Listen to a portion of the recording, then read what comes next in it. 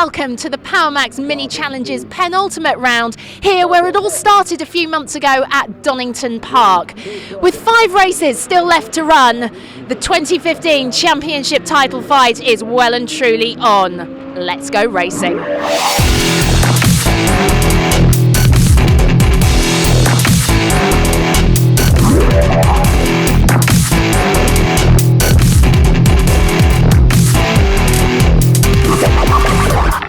Charlie Butler-Henderson's been having a great first season in the Mini Challenge and he's currently 4th in the championship. However, this weekend sees possibly his greatest rival join him on the track. Team Butler-Henderson. So, qualifying has already happened. Vicky, I've got to come to you first. Tell us, what do you think? I think the cars are fantastic. I've not raced for 5 years. This is my excuse coming right out. I'm sort of bringing up the rear of the grid, whereas Charlie's charging forwards at the front. I'm like the sweeper, making sure everyone's getting through all right. Is there? Do you think there's going to be any rivalry between the two of you? Because obviously, brother-sister. Vicky is a very good peddler. She's a very quick driver, but these cars, you do need a little bit of time in them. So I'll make another excuse for her, saying she hasn't had that long in the car. The test day yesterday was dry and wet, and they're lively little things. So I think she's doing really well. The fact that it's in one bit still, and that she's qualified, I'm well happy. Cheeky monkey. What do you rate? How do you rate Charlie then as a driver? Come on, honestly. I think he is super talented, and I really wish throughout his career he's had more breaks than he was given. And seeing today that how he's so much quicker than me, and so much, and just so far on pole, I just think it's amazing. And he is. You're a very talented boy. I'm very proud of you. Thank you. It's the nicest thing I think you've ever said. Yeah, I know. And it's on record now, so you can rewind it.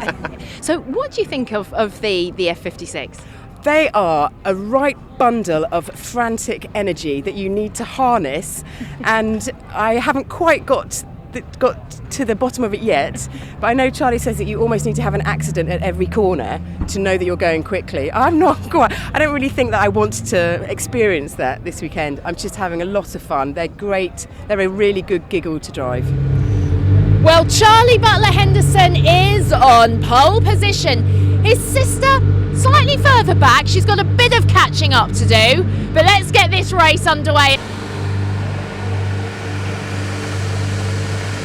Thank you very much, Michelle. Let's take a look at the grid for the first of 3 mini challenge races this weekend. As we take a look at the rest of the drivers on the grid, here are the top 10 in the F56 category. 16 cars in this category, led by Charlie Butler-Henderson, followed by William Phillips, Rob Smith and Ryan Rode on the second row of the grid. And then starting at the back are 7 JCW cars led by Neil Newstead, who shares the podium for that race with Hamish Brandon, followed by Kevin O'Connor and Jason Jeffries. We are ready for the standing start for the race, and it's go, and it's a very good getaway from Charlie Butler-Henderson. William Phillips slightly out-dragged as they got to the green light. It's Butler-Henderson who leads the drivers down to the first corner, and everybody swarming all over that inside line. No one wanting to be left hung out to dry on the outside line at Redgate Corner. That's Ryan Rode tucking into 3rd position there, and now they begin the drop down the Craner curves, and Charlie Butler-Henderson's got himself a nice little lead, and it's very tightly bunched behind him, and Rode is very out of shape as they drop down towards. He's completely off, skits across the gravel trap and thumps into the barrier, and that was a substantial crash. But the car remains upright, so it's looking all right for Ryan Rode, though he is going to be out of this race. However, in the meantime, Charlie Butler-Henderson has made good his escape. He's already into McLean's and out of it with a chasing pack so wide they can't all fit on the track. I saw Lawrence Davey off in the gravel trap there. The F56 cars have passed us by, and there goes the JCW crowd, and there is a disconsolate Ryan Rode and a heavily damaged car and a fair chunk taken out of the barrier as well. But look at that lead that Charlie Butler-Henderson already has as they approach the chicane for the first time. There are a swarm of cars all battling over the positions, and one of them getting very, very out of shape and across the gravel trap at the chicane. That is number 46, that's Sam Osborne, off at the chicane, and a unfortunate start to his race. But further back, a very, very fierce battle going on for 2nd position, but Charlie Butler-Henderson is absolutely checking out on this first lap at the Donington Park GP circuit. So currently holding on to 2nd is David Grady, and he's being pursued by Jack Mitchell. And then The others are following behind him so thick and fast there's almost too quick to name them all, but they come by the pits for the first time. Charlie Butler Henderson has already been and gone. David Grady is leading the pursuit, followed by Jack Mitchell, but they're all up to Redgate Corner, into and out of it, and as they come down to the cranal curves for the second time, the yellow flags are flying. I'm going to take a little look at the replay which shows why. It was Ryan Rode who got out of shape. Now, did he jump or was he pushed? Let's take a little look at the replay. It looks as though the back end got away from him all by himself there. A lot of cars very close behind him, but it looks as though he just snapped away from him.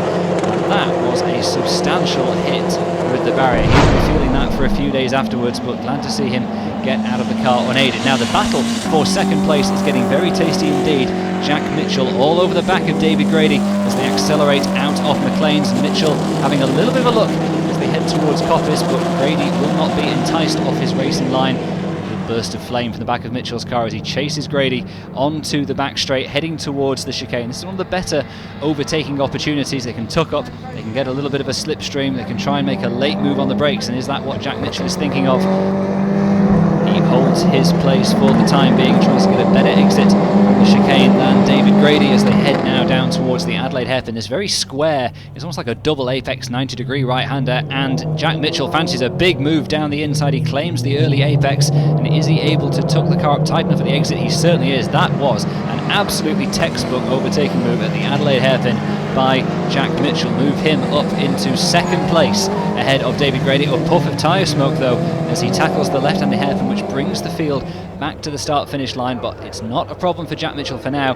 And just behind them we've got two cars side by side all the way out of the hairpin, heading down towards the corner. This is the battle for fourth position, and it is Lee Patterson side by side with Luke Cordell, and it's Patterson who's got the better of that battle for now in the distinctive post-box red Mini.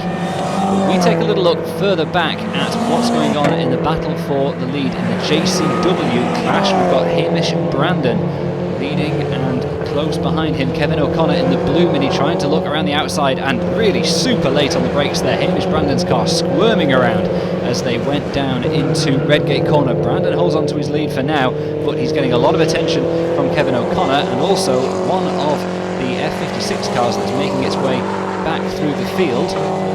That is William Phillips, who I think went a little bit deep at Old Hairpin on the first lap while Ryan Rode was having his substantial crash, and Phillips having to mount a bit of a recovery. We pick up our two drivers battling for second overall in the race, although the battle is pretty much done and dusted because that is where Jack Mitchell got his run on David Grady a lap ago and pulled out a bit of a lead. And the question now is whether he can catch that man, Charlie Butler Henderson, who once again dodges out of the frame of our camera view. He is leaving everybody pretty much standing at the moment, but Jack Mitchell, now that he's cleared David Grady, has got a bit of air in front of him and may be able to cut into Butler Henderson's lead. And David Grady in turn may have to keep an eye on his mirrors for Lee Patterson, who appears to be drawing ever closer to him. Meanwhile, the battle for honours in the JCW class is alive and well indeed. Hamish Brandon continuing to hold onto that lead, but up into second place in class is Neil Newstead in the green and black number 77 car. And Kevin O'Connor, who did look like he was about to make a move for the class lead, has now slipped back to third in class. Second and third overall. Jack Mitchell continues to motor on. You can see all the damage left behind from where Ryan Rode exited the track on the first lap and took out one of the corner markers as he went. But further back, this is still the battle in the JCW class, and Hamish Brandon doing a really good job of holding on here, but having fended off Kevin O'Connor, he's now going to have to worry about Neil Newstead, who's getting closer and closer to the back of him, and a little bit of loose trim on the back of Newstead's car. It doesn't seem to be slowing him down at all, because he is latched right onto the back of Hamish Brandon. Just look how these cars squirm around in the braking area. It's absolutely fantastic to watch these mini challenge cars in action around a super quick track like the Donington Park Grand Prix circuit. They are around the long looping left-hander and now picking a braking spot for McLean's, pitching the car in, taking a little bit of the curve. Not too much, you don't want to get spat out onto that gravel. It looks like someone did take a little bit of gravel there, and indeed it was. Neil Newstead ran a little bit wide. Kevin O'Connor fancies taking advantage, but he's gone wide too at Coppice, so that has not worked out well for Kevin O'Connor at all. However, it's working out very well indeed for Charlie Butler Henderson, number 15, continuing to lead at the front of the field and up to take the checkered flag, this time by Jack Mitchell. Has edged into his lead a little bit, but I think Charlie Butler Henderson has just been able to manage his pace in this race. He has shown the field a clean pair of heels, and he takes the checkered flag in first position. Victory for Charlie Butler Henderson, followed home by Jack Mitchell. David Grady in third position, and then Lee Patterson and Luke Cordell round out the top 5. Victory in the JCW class looks like it's about to go to Hamish Brandon. He's just got one more corner to go. He's got a little bit of a lead over Neil Newstead as they head into the final hairpin. Last time at the Donington Park circuit, Brandon is into the hairpin and out of it, and he now has sight of the checkered flag, and it's victory in the JCW clash for Hamish Brandon, with Neil Newstead following him home second in class and Jason Jeffries third in the JCW category. But victory for Charlie Butler Henderson, absolutely consummate performance from him. He simply drove away from the field from the very first lap. So victory for Charlie Butler Henderson. Sister Vicky finished down in 12th position. Jack Mitchell and David Grady complete the podium in the F56 class. JCW class honours go to Hamish Brandon, followed by Neil Newstead and Jason Jeffries, with Scott Adam in 4th place. So here is our JCW class winner, Hamish Brandon. He had that car very much under control, although looking super skittish in the braking zones at times. He leads that field home for victory in the first race at Donington Park, and victory overall for Charlie Butler Henderson. He spoke to Michelle. A convincing and fairly comfortable win, Charlie. Yeah, from lights to flag again, which is good, which is what you want. I was constantly looking in my mirrors for these guys to see where they were at, but yeah, we seem to keep the gap consistent and the same the whole time. There was absolute carnage behind me. Everyone was going off, there was tyre smoke, there was dust, there was minis going sideways, and I was just thinking, this is brilliant, just keep going and concentrate on what you've got to do. So yeah, really enjoyed it.